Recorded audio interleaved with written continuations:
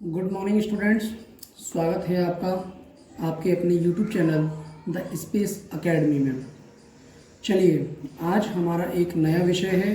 जैसा कि कई बच्चों की डिमांड थी कि सर हिंदी ग्रामर के जो पार्ट्स हैं उन्हें आप स्टार्ट करें, तो चलिए आज हम स्टार्ट कर रहे हैं। हिंदी ग्रामर का कुछ एक छोटा सा हिस्सा है संधि, जिसे आपके बोर्ड एग्जामिनेशन में 2 से 3 नंबर में या हो सकता है 1-2 नंबर ज़्यादा में भी पूछा जा सकता है। तो चलिए आज हम आपको एमपी बोर्ड के जो एग्ज़ाम आने वाले हैं, जिनकी डेट जल्द डिसाइड हो चुकी है, और उनमें पूछे जाने वाले प्रश्नों में से एक हिस्सा ये भी है जिसका नाम है संधि। चलिए, ये संधि क्या होती है, कैसे इसे बनाया जाता है, कितने प्रकार की होती है, इसके बारे में आज अपन बात करेंगे। तो चलिए जल्दी स्टार्ट करते हैं। सबसे पहले हम आपको बताएंगे कि संधि होती क्या है, संधि की परिभाषा क्या है। तो चलिए सबसे पहले अपन देख लेते हैं कि संधि की परिभाषा क्या है। तो देखेंगे अपन, ये अपना दिया गया है संधि। तो इसकी आप एक छोटी सी परिभाषा लिख सकते हैं कि 2 शब्दों के योग से, मतलब कि जब 2 शब्द मिलते हैं तो यहाँ लिख देंगे अपन 2 शब्दों के योग से,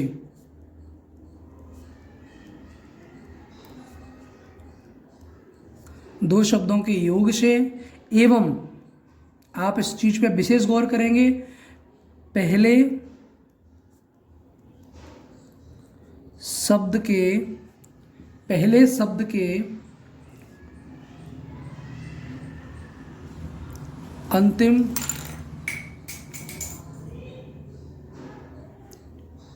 वर्ण, पहले शब्द के अंतिम वर्ण तथा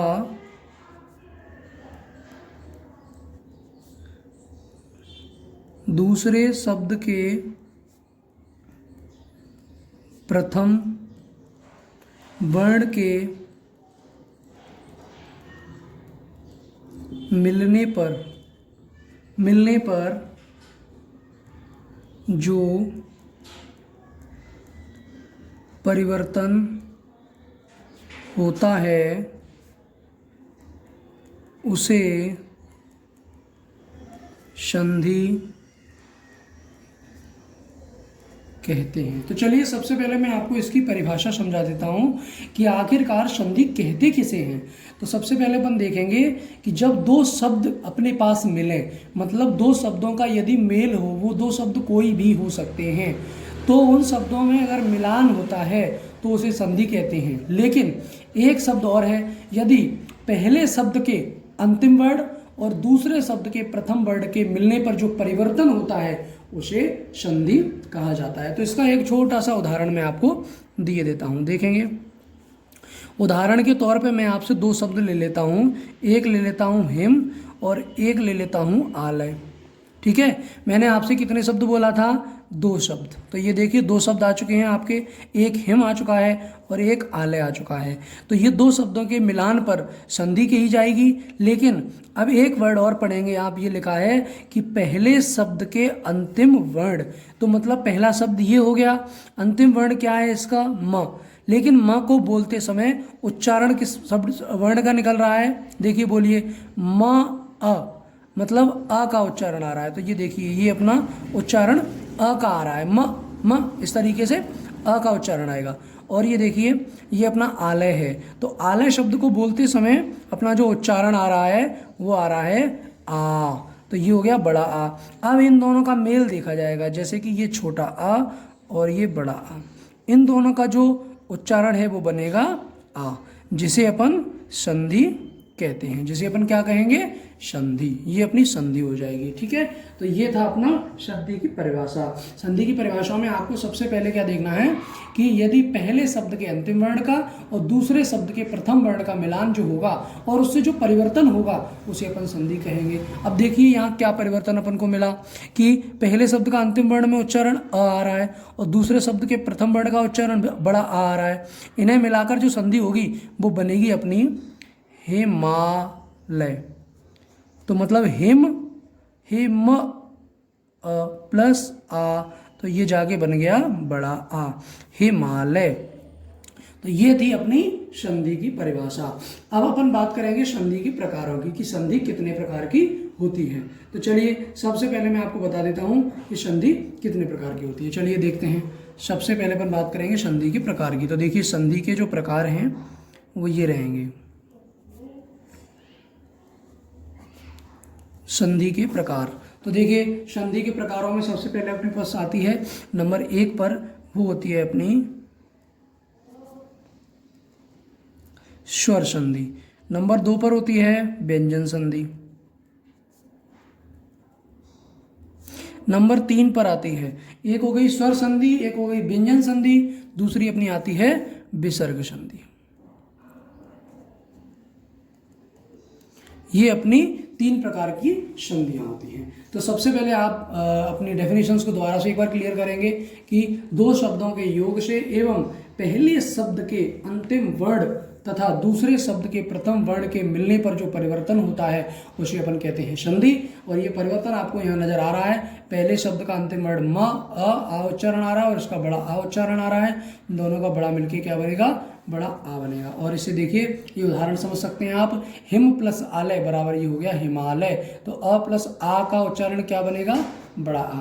इनके अब प्रकार की बात करें तो ये संधि के जो प्रकार हैं वो है 3 प्रकार। संधि 3 प्रकार की होती है। सबसे पहले होती है स्वर्ग संधि, दूसरी बात होती है व्यंजन संधि और तीसरी होती है विसर्ग संधि। तो ये थे अपने संधियों के प्रकार। तो चलिए अब अपन स्टार्ट करेंगे इन संधियों के जो भाग होंगे, जैसे कि स्वर संधि कितने प्रकार की होती है, व्यंजन संधि कितने प्रकार की होती है और विसर्ग संधि कितने प्रकार की होती है। इन संधियों के प्रकारों के बारे में अपन बात करेंगे। तो सबसे पहले अपन बात करेंगे स्वर संधि के बारे में कि स्वर संधि के कितने भेद होते हैं। तो चलिए स्वर संधि के भेदों के बारे में यदि अपन बात करें तो स्वर संधि के 5 भेद होते हैं। स्वर संधि कितने प्रकार की होती है, 5 प्रकार की होती है। स्वर संधि 5 प्रकार की होती है, लेकिन दूसरी होती है व्यंजन संधि, इसका कोई प्रकार नहीं है और विसर्ग संधि का कोई प्रकार नहीं है। तो सबसे पहले अपन बात कर रहे हैं स्वर संधि की। तो स्वर संधि अपने पास कितने प्रकार हैं इसे अपन देख लेंगे। सबसे आ नंबर का जो भाग आएगा स्वर संधि का वो आएगा अपना दीर्घ स्वर संधि। तो ये अपनी हो जाएगी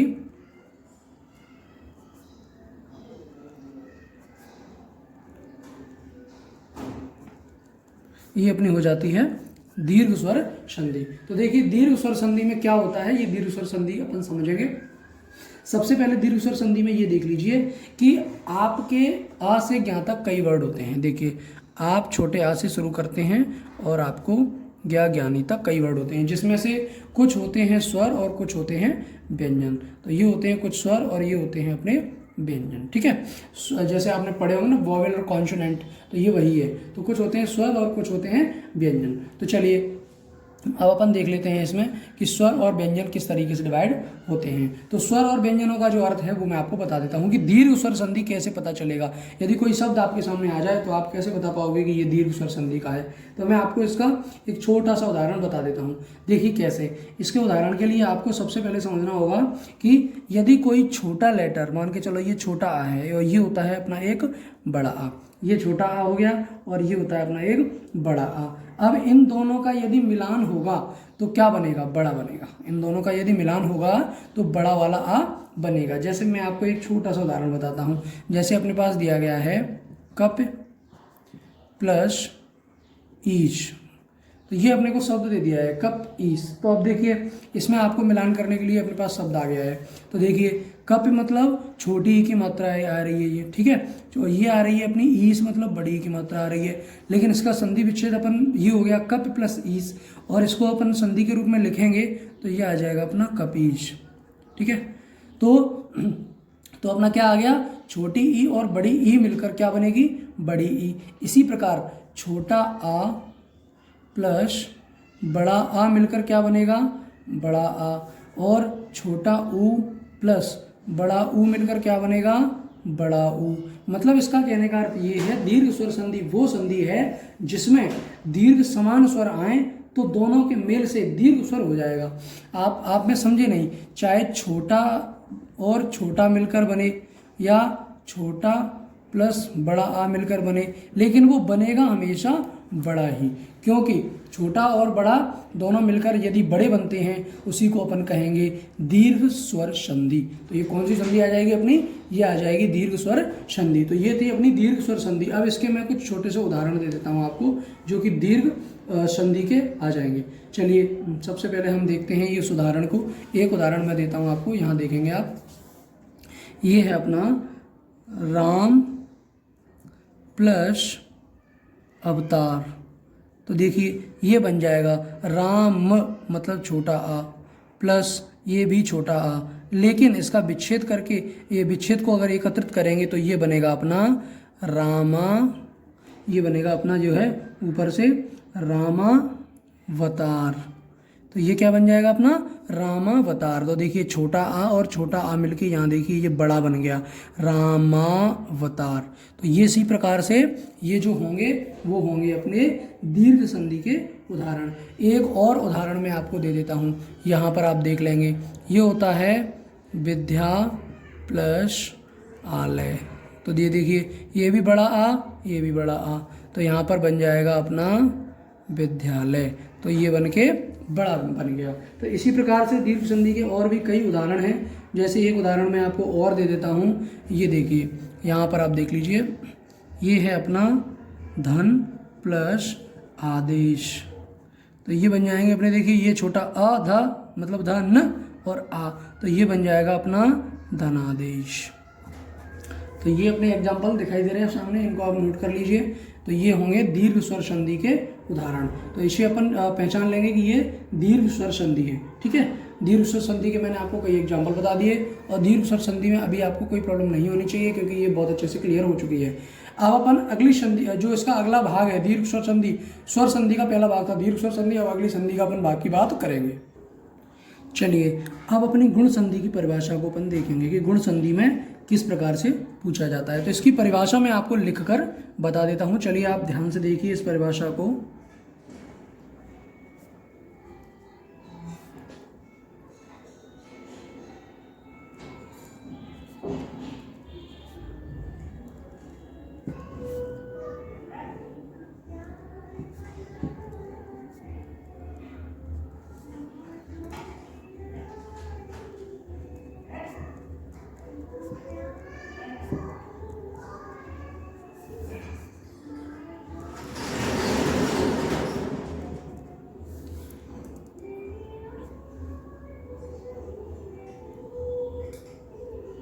ये देखिए अब अपन बात कर रहे हैं, यदि आपको गुण संधि में छोटा अ और बड़ा आ के बाद यदि ई और ई आती है तो वो बदल जाएगी आपकी ए में। तो ऐसे कई उदाहरण हैं, और इनके बाद अपन एक छोटा सा मेल और देखेंगे जो यदि आता है, और यदि अ या आ के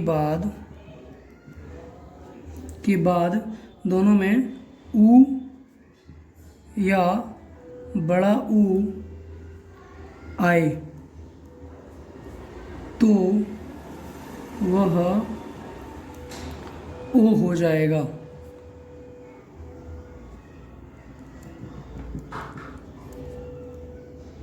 देखिए अब इसको ध्यान से समझिए, यदि आपको छोटा आ और बड़ा आ दिखता है और उसके बाद मिलने के लिए यदि ई और ई दिखती है तो वो क्या में बदल जाएगा भाई, ए में बदल जाएगा।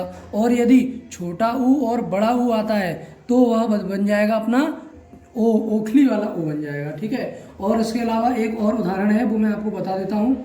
यदि अ या आ के बाद ऋषि आता है तो वो बन जाएगा अपना अर, तो ये अपना अर के रूप में लिख जाएगा इस तरीके से। ठीक है, तो ये थी अपनी गुण संधि के उदाहरण। अब गुण संधि के उदाहरण के बारे में अपन बात करते हैं। चलिए सबसे पहला उदाहरण मैं आपको बता देता हूँ। देखिए आप तो दो पहचान को रखिए, यदि दो शब्द अपन को मिलते हैं, आ मिलता है या बड़ा आ मिलता है, और दूसरे वाले शब्द में यदि छोटी ई मिलती है या बड़ी ई मिलती है, तो उसका जो बीच वाला शब्द बनेगा संधि का तो वो बन जाएगा अपना ए के रूप में। इसी प्रकार से यदि ऊ मिलता है और बड़ा ऊ मिलता है तो वो बन जाएगा ओ, और यदि आ और बड़े आ के बाद रे मिलता है तो ये बन जाएगा अर। चलिए अब अपन उदाहरण देख लेते हैं। एक उदाहरण है ये देव प्लस ईश। तो ये अपना क्या बना, देव प्लस ईश। तो देखिए तो ये अपना बन जाएगा भाई, यहाँ पे देव तो मतलब आ उच्चारण आ रहा है, और यहाँ पे अपना जो उच्चारण आ रहा है वो आ रहा है अपना ई का। लेकिन अब अपन इसे कैसे लिखेंगे, देखिए ये लिखा जाएगा देवेश।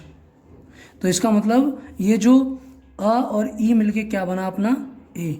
यहाँ पे देख लीजिए अ और ई के बाद यदि ई आती है तो ये अपना क्या बन जाएगा ए। ऐसे ही एक उदाहरण और है, ये है अपना कप प्लस ईश। तो देखिए कप मतलब छोटी ई प्लस बड़ी ई मिल के आ जाएगी भाई, बन के क्या बन जाएगी बड़ी ई। तो ये अपना बन जाएगा छोटी ई, छोटा ई आता है यदि तो ये अपना बन जाएगा बड़ी ई। तो यहाँ पे अपन कर देंगे इसे कपीश। ठीक है जी, तो ये आ जाएगा अपना। ठीक है, उसके बाद ये एग्जाम्पल जो है आपका मैंने गुण संधि में आपको दे दिया है, लेकिन ये एग्जाम्पल आपका दीर्घ स्वर संधि का रहेगा। ठीक है, चलिए अब अपन एक एग्जाम्पल और लेते हैं। ये अपना पहला एग्जाम्पल हो जाता है। अब अपन दूसरे एग्जाम्पल को एक और देखते हैं। ये है अपना वीर। तो ये अपना वीर प्लस उचित, तो ये अपना आ जाएगा वीरोचित। वीरोचित। तो देखिए मैंने आपको बताया था अ प्लस उ यदि बनता है तो वो देखिए यहाँ पे अपन रिपीट करके देखेंगे इसको डेफिनेशन में कि यदि अ और आ के बाद उ या बड़ा उ आता है तो वो ओ बन जाएगा। तो देखिए आप यहाँ पे अ और उ आया है तो अ प्लस उ बराबर ओ बन चुका है, तो यहाँ पे आ गया अपना ओ। ठीक है जी, ये अपना एक एग्जाम्पल हो गया। दूसरा एक एग्जाम्पल और देखेंगे, इसमें अपना एक आता है महा प्लस ऋषि। तो इसमें आ गया अपना आ प्लस रे। तो ये क्या बन जाएगा भाई महर्षि। तो ये अपना क्या बन गया भाई महर्षि। तो ये अपना बन गया अर। ठीक है, तो ये एग्जाम्पल आपको तीनों अच्छे से क्लियर हो गए होंगे। तो ये अपने गुण स्वर संधि के उदाहरण थे। चलिए अब अपन इसके तीसरे भाग की बात करेंगे। चलिए अब अपन देखते हैं वृद्धि संधि के बारे में। तो वृद्धि संधि की जो परिभाषा है उसे भी अपन देख लेते हैं। तो वृद्धि संधि में आपके पास क्या है, यदि देखेंगे इसे ध्यान से, यदि अ या अ के बाद अ या आ के बाद ए या बड़ी ए हो तो ए बन जाएगा। ठीक है, इसके बाद अपन देखेंगे यदि अ कोमा आ के बाद ओ या औ हो तो दोनों मिलकर बड़ा ऊ बन जाएंगे। ठीक है, सॉरी बड़ा ऊ बन जाएंगे। तो ये था अपना। चलिए अब अपन इसमें देखते हैं, यदि छोटा आ और बड़ा आ के बाद में ए से एडी छोटा वाला ए से एडी बड़ा वाला मिलता है तो ये बड़ा वाला एडी बन जाएगा। तो ये बड़ा वाला ए अपना बन जाएगा। अब यदि आपको छोटा आ और बड़ा आ के बाद में ओ से ओखली वाला ओ से औरत वाला यदि मिलता है तो वो ओ से औरत वाला बन जाएगा। तो चलिए आप इसके एक एग्जाम्पल को देख लीजिए। तो इसका उदाहरण मैं आपको बता देता हूँ। जैसे कि आपको मैंने दिया सदा प्लस एव। तो देखिए सदा मतलब आ इधर प्लस ए। तो देखिए ये क्या बनेगा आपका, आपके अकॉर्डिंग इसे ए बनना चाहिए। ठीक है, तो यहाँ पे ये ए ही बनेगा। तो ये बनेगा अपना सदैव। तो ये बन जाएगा अपना सदैव। ठीक है, ये उदाहरण अपना इसका दिया गया है। तो ये अपना बन जाएगा भाई सदैव। अब अपने पास एक उदाहरण और आता है। अब अपन लेते हैं महा प्लस औषधि। तो महा औषध सॉरी औषध बनेगा ये। तो महा औषध का बन जाएगा, ये देखिए ये अपना बनेगा एग्जाम्पल महा औषध। तो मतलब आ प्लस ओ। तो ये बन जाएगा अपना महा औषध। तो ये बन जाएगा महाऔषध। लेकिन इसको इस तरीके से न लिखते हुए आपको संधि विच्छेद में महौषध, तो ये महौषध लिखा जाएगा। क्योंकि ये तो मैंने आपको एक एग्जाम्पल बताया था कि ये बनना चाहिए, लेकिन लिखा एग्जैक्ट यही जाएगा क्योंकि आ और ओ तो ओ बनेगा ये बड़ा वाला। तो ये आ जाएगा अपना महौषध। ठीक है, तो ये अपना आ जाएगा महौषध। अब अपन बात कर रहे हैं इसका एक एग्जाम्पल और देखेंगे। चलिए अब अपन बात कर रहे हैं द नंबर के भाग की। ये दिया गया है अपना यण संधि। तो चलिए आप इसे देखेंगे, ये अपना यण संधि के बारे में है।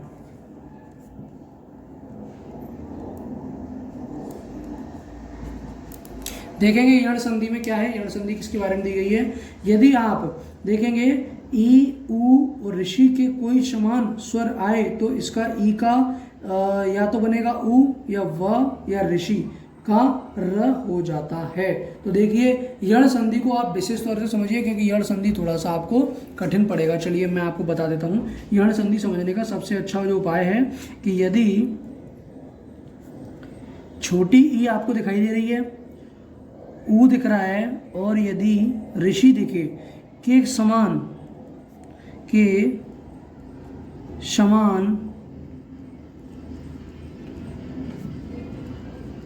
कोई स्वर आए, के समान यदि कोई स्वर आता है, के समान यदि कोई स्वर आए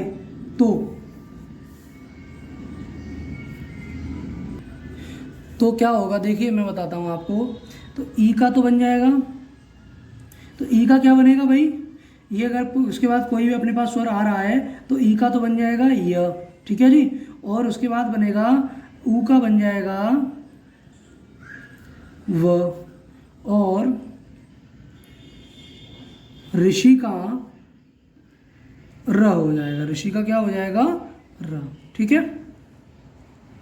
चलिए इसके उदाहरण दे देता हूँ जिससे आपको जिससे जल्दी जल्दी समझ में आ जाएगा।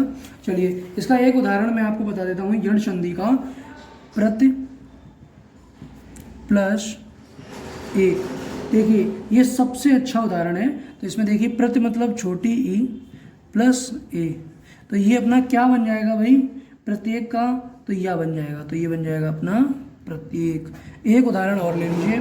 ये एक उदाहरण मैं आपको दे देता हूँ। सबसे बड़ा उदाहरण है शु प्लस आगत। तो ये बन जाएगा अपना, देखिए सु मतलब ऊ, और ऊ को क्या बन जाता है ये अपना व, तो यहाँ बन जाएगा अपना स्वागत, ठीक है। तो ये अपना उदाहरण हो जाएगा। अब आपको समझना कैसे है ये मैं बता देता हूँ। देखिए यदि आपको ई दिखे, ऊ दिखे या ऋषि दिखे, तो इसके असमान कोई स्वर आएगा। तो कोई भी स्वर यदि आता है, मानो ई आया, तो ई का आपको क्या कर देना है, या में बदल देना है, ठीक है। तो ई अपना या में बदल जाएगा। और यदि अपन को ऊ दिखता है, जैसे इस प्रकार आपको यहाँ ऊ दिखाता, तो ये अपना काय में बदल गया, वा में। तो ऐसे यदि ऊ दिखता है तो वो अपना वा में बदल जाएगा, ठीक है। और ऋषि दिखता है तो वो रा में बदल जाएगा। तो ऋषि का एक उदाहरण अपन और दे देते हैं। चलिए ये देख लीजिए, एक और उदाहरण देख लीजिए। ये अपना दिया है पितृ, है ना। उसके बाद पितृ प्लस आदेश, तो ये आ जाएगा अपना पित्रादेश, ठीक है। तो ये अपना एग्जाम्पल क्लियर हो जाएगा। चलिए अब अपन देखेंगे ये अयादि संधि के बारे में। चलिए देखते हैं अयादि संधि में क्या है। अयादि संधि में भी वही शब्द हैं। यदि आपके जो शब्द हैं उनके अंत में यदि देखो ए, बड़ा ए, ओ और बड़ा ओ, यदि ये चारों शब्दों के बाद में कोई स्वर आ जाए यदि, तो देखिए ए का तो बन जाएगा अयम, और ए का बन जाएगा आयम, और अगर ओ आता है तो ओ का बन जाएगा अवम, और अगर ओ आता है तो उसका बन जाएगा आम। तो ये चारों शब्द आपस में इस तरीके से बदल जाएंगे। चलिए मैं इसके एक उदाहरण बता देता हूँ। ये आता है अपना ने प्लस यन। तो देखिए ये अपना आ जाता है ने प्लस यन। ने मतलब आप आ गई ए, प्लस य मतलब अ। तो यदि आपके पास ए, देखिए ये ए आ जाता है, और इसके बाद यदि कोई स्वर आ रहा है आपके पास, तो ये एक स्वर आया है आपके पास, तो देखिए क्या बनेगा, ए का अयम बन जाएगा। तो अपन इसे क्या लिख देंगे, न यन। तो ये अपना क्या आ जाएगा, नयन, क्योंकि ये देखिए या बन गया अय, अय तो न यन, तो ये इसका अय बन चुका है, न यन, ठीक है। और एक एग्जाम्पल अपन देखेंगे, ये अपना बन गया अय, नयन, ठीक है। एक एग्जाम्पल और देखेंगे अपन इसका, अगर ये दिया गया है अपने पास। एक उदाहरण मैं आपको और बता देता हूँ। ये है अपना पो प्लस अन। तो देखिए आप इसमें क्या मिला है आपको, ओ मिला प्लस अ मिला। अ एक स्वर है, ओ अपने पास ये दिया गया है, आपको मैंने बताया था ओ के बाद यदि ये स्वर आ जाता है तो ओ अपना काय में बदलेगा, ओ अब में बदल जाएगा अब, ठीक है। तो ये अपना क्या आ जाएगा, पवन अवन, पवन अवन, ये आ गया। तो ये बन जाएगा अपना अब, ये अब में बदल जाएगा। इसके बाद एक उदाहरण और देखते हो आप, तो ये है अपना प अ क, तो ये बन जाएगा देखिए बड़ा औ इसका, और ये बना है अपना छोटा अ, तो ये भी एक स्वर है। तो देखिए बड़े ओ के बाद ये बन जाएगा आव, तो ये बन जाएगा अपना पावक। ठीक है, तो ये अपना बन जाएगा पावक। तो देखिए कैसे बनाइए, देखिए मैं बताता हूँ आपको। पो मतलब औ की वो आ गई, अक्षर आ गया। उसके बाद अक, तो मतलब ये आ गया अ अपना, तो आ एक स्वर है तो बन जाएगा वक, तो पा आवक, तो ये बन जाएगा अपना पावक। तो ये था अपना अयादी संधि का उदाहरण। चलिए अब अपन स्टार्ट करते हैं। सेकंड नंबर की जो संधि है वो है अपनी व्यंजन संधि। ये अपनी व्यंजन संधि है। तो देखिए व्यंजन संधि में क्या करना है, व्यंजन वर्ण के बाद या तो व्यंजन वर्ण आएगा या स्वर वर्ण आएगा, इन दोनों में आने पे जो भी परिवर्तन होगा उसे अपन व्यंजन संधि कह देंगे। तो चाहे तो देखिए व्यंजन वर्ण है, अगर उसके बाद में कोई व्यंजन वर्ण आ जाए तो, या फिर स्वर वर्ण आ जाए तो, दोनों में फिर जो परिवर्तन होगा वो होगी अपनी व्यंजन संधि। तो देखिए मैं आपको बता देता हूँ उसके उदाहरण।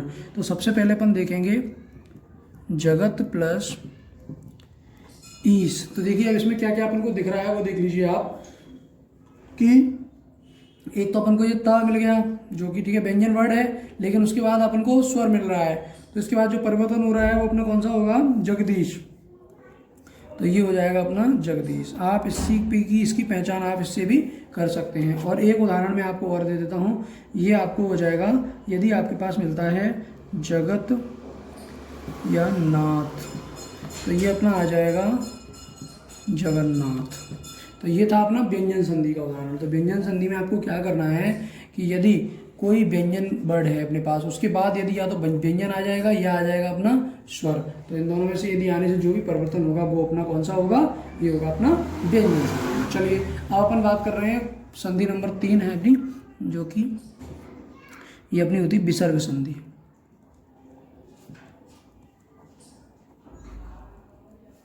देखिए विसर्ग संधि में अपना क्या करना पड़ता है कि विसर्ग के साथ, यहाँ अपन एक परिभाषा लिख देते हैं,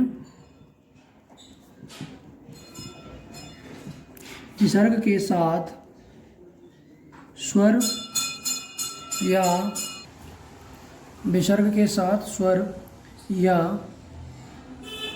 व्यंजन के मिलने से जो परिवर्तन होता है उसे विसर्ग संधि कहते हैं। उसे अपन क्या कहते हैं, विसर्ग संधि। चलिए अब अपन इसके उदाहरण देख लेते हैं। देखिए पहले मैं आपको डेफिनेशन समझा देता हूँ।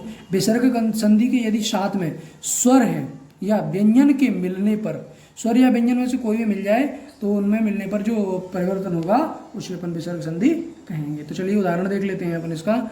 एक तो ये देखिए नेह प्लस आशा, तो अपने पास क्या आ जाएगी भाई, ये निराशा। ठीक है, एक एग्जाम्पल और देखते हैं अपन, मन प्लस ताप, तो ये आ जाएगा अपना मनस्ताप। ठीक है जी। एक और देखते हैं, ये अपना आता है नि प्लस निर्भय, तो ये आ जाएगा अपना डायरेक्ट आएगा सीधा निर्भय। तो ये अपने कुछ उदाहरण थे विसर्ग से। विसर्ग संधि की पहचान एक और है, आप मोटे अनुमान लगा सकते हैं कि इसमें ये 2 बिंदु अंत में स्टार्टिंग में जरूर दिए जाएंगे। जी देखिए आपको दिख रहे होंगे, तो इनसे एक पहचान हो सकती है कि ये अपनी विसर्ग संधि का उदाहरण है। तो चलिए आज का हमारा जो विषय रहा वो रहा संधि के बारे में। इसमें आप अपना सुझाव या कोई मिस्टेक्स अगर आपको नज़र आती है या अपना कोई सुझाव देना चाहते हैं या कुछ बदलाव चाहते हैं तो आप हमें कमेंट बॉक्स में ज़रूर बताएं। और आपका ये हिंदी ग्रामर का 10th क्लास का ग्रामर का पोर्शन था, जिसमें संधि 2 से 3 नंबर में अवश्य प्रश्न पत्र में पूछी जाती हैं। तो आप इस टॉपिक को बहुत अच्छी तरह तैयार करें, क्योंकि 2-2, 3-3 नंबर करके आपके 100 नंबर का संपूर्ण पेपर बनता है। तो चलिए अपनी नेक्स्ट मुलाकात ग्रामर के अगले टॉपिक के साथ होगी। तब तक आप अपना ख्याल रखें, सुरक्षित रहें। और मैं आपको एक बात और बता दूं कि यदि वीडियो आपको पसंद आया हो या इसके पढ़ने से आपको बेनिफिट मिला हो तो आप इसको लाइक और शेयर जरूर करें, ताकि और लोगों को भी इसका प्रॉफिट मिल सके। चलिए अब मैं आपसे नेक्स्ट मुलाकात करूंगा अगले टॉपिक के साथ। तब तक आप अपना ख्याल रखें, सुरक्षित रहें। धन्यवाद।